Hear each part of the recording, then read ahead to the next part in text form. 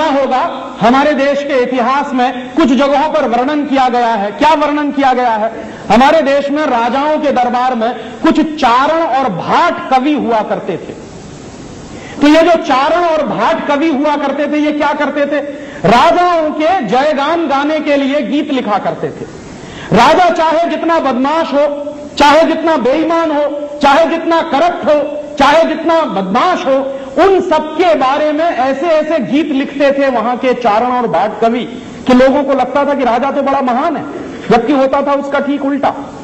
तो राजा क्या किया करता था कि जब चारण और भाट कवियों के गीतों से राजा प्रसन्न होता था तो इनाम दिया करता था। क्या इनाम मिलते थे?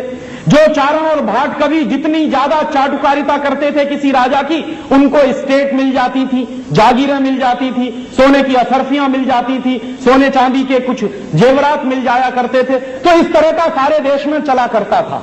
ठीक उसी तरह के चारण और भाट कवि ने हिंदुस्तान में एक गीत लिख दिया ब्रिटेन के राजा जॉर्ज पंचम के स्वागत में। तो जानते हैं इनाम क्या मिला? उस कवि को नोबेल प्राइज दिलवा दिया।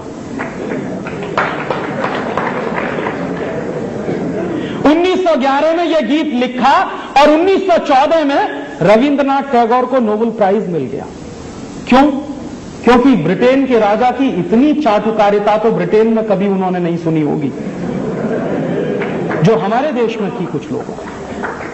और हमारा और आपका दुर्भाग्य जानते हैं क्या है? हमारा और आपका दुर्भाग्य कि जो गीत लिखा गया था जॉर्ज पंचम के स्वागत के लिए, उसका चरण गान गाने के लिए, वही गीत हमारे देश में राष्ट्रीय गीत मान लिया गया।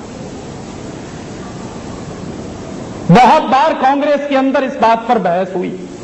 वो कांग्रेस जो आजादी के पहले, आज की नहीं। तो बहस यह होती थी कि यह गीत नहीं चलने वाला है, और चलता भी नहीं था। ज्यादातर दो ही गीत गाए जाते थे, या तो वंदे मातरम गाया जाता था या गाया जाता था झंडा ऊंचा रहे हमारा विजयी विश्व तिरंगा प्यारा।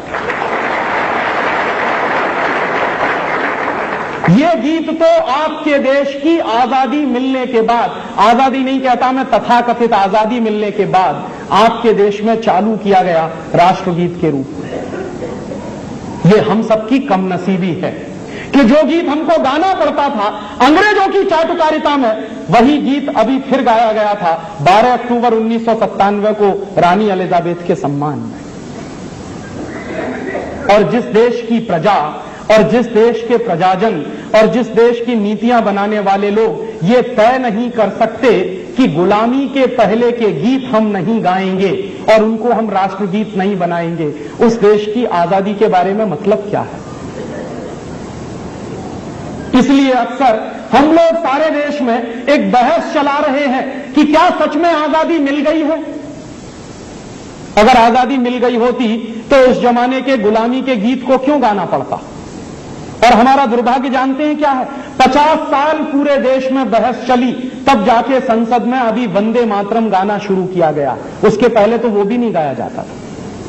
जो वंदे मातरम हिंदुस्तान की आजादी का प्रतीक रहा, जिस वंदे मातरम को गाते हुए लाखों करोड़ों शहीदों ने फांसी के फंदे को चूमा, जिस वंदे मातरम को कहते हुए हिंदुस्तान के करोड़ों लोग शहीद हुए, अंग्रेजों की गोलियां खाकर मरे, लाठियां खाकर मरे, अंग्रेजों के अत्याचार खाकर मरे, उस वंदे मातरम को हिंदुस्तान की पार्लियामेंट में गाने में 50 साल लग गया हमको।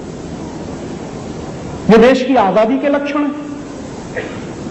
क्योंकि जो देश आजाद होता है किसी गुलामी से, वो देश अपनी गुलामी वाली व्यवस्थाओं को आगे नहीं चलाया करता। ठीक है, हम 250 साल गुलाम हो गए थे अंग्रेजों के, लेकिन अंग्रेजों की 250 साल पुरानी व्यवस्थाओं को हम क्यों चलाएंगे आजादी के बाद? ये मूल प्रश्न है। और इसी मूल प्रश्न पर हम लोगों को गंभीरता से सोचना पड़ेगा कि क्या हम सचमुच आजाद हुए हैं। मेरा ऐसा मानना है, हमारा ऐसा मानना है कि अभी आजादी आना बाकी है, क्योंकि आप आजाद हुए हैं कंडीशनल। कंडीशनल माने क्या? 4 जुलाई 1947 का कानून जो कहता है after 15 August 1947 India and Pakistan will be 2 dominion states. हम डोमिनियन स्टेट्स हैं, ना कि इंडिपेंडेंट नेशन।